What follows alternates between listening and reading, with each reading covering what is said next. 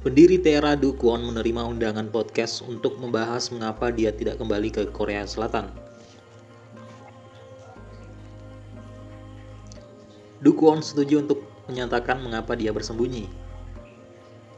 Do Kwon, pendiri dan CEO Terraform Labs TVL, telah setuju untuk mengungkapkan dalam podcast mengapa dia tidak kembali ke Korea Selatan untuk menghadapi dakwaan terhadapnya. Bos Terra mengumumkan hal ini dalam percakapan di Twitter dengan Laura Shin, seorang jurnalis cryptocurrency dan pembawa acara Unchained Podcast. Selama utas Twitter yang panjang, Shin bertanya kepada pendiri Terra mengapa dia tidak kembali ke Korea Selatan untuk membersihkan namanya dari berbagai tuduhan yang ditujukan kepadanya oleh pemerintah Korea. Sebagai tanggapan, Do Kwon berkata, "Saya melihat undangan podcast Anda, mari kita bicarakan di sana." Tanggal dan waktu podcast belum dipublikasikan pada waktu pers. Diyakini bahwa keduanya sedang mengerjakan jadwal yang sesuai untuk podcast tersebut. Laporan negatif trial pendiri Terra. Sejak insiden Terra, beberapa laporan telah muncul yang menuduh Do Kwon dari beberapa tuduhan, termasuk penipuan dan pelanggaran hukum pasar modal dan antara lain. Namun bos Terra terus-menerus dibawa ke Twitter untuk menyangkal semua laporan negatif tersebut. Bulan lalu, Jaksa Korea Selatan mengeluarkan surat perintah penangkapan Do Kwon karena diduga melanggar undang-undang pasar modal negara tersebut. Hal itu terjadi setelah bos Terra menolak menerima undangan interogasi dari pemerintah Korea. Pemberitahuan merah atau red notice juga dikeluarkan untuk eksekutif Terra oleh Interpol.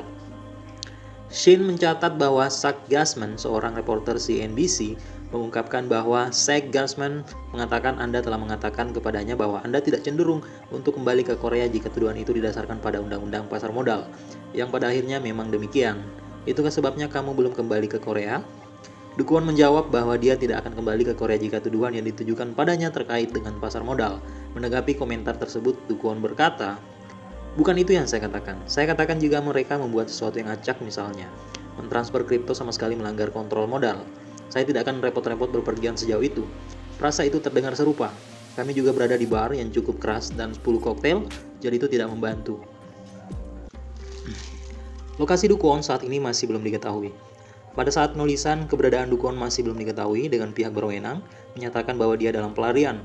TVL membantah laporan tersebut dalam catatan baru-baru ini yang dikirim ke Wall Street Journal, mengklaim bahwa lokasi Do Kwon dirahasiakan karena banyak ancaman yang dia terima dari investor Terra yang dirugikan. Dengan podcast yang diharapkan akan segera terjadi, komunitas Terra berharap Do Kwon akan menghapus laporan negatif terhadapnya dan mungkin membantu nilai token ekosistem untuk rally kembali.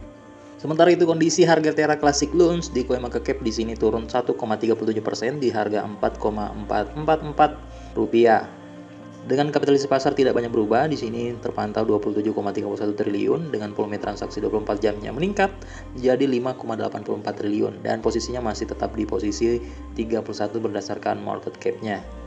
Hampir tiap hari ada berita terbaru tentang Terra Luna Classic.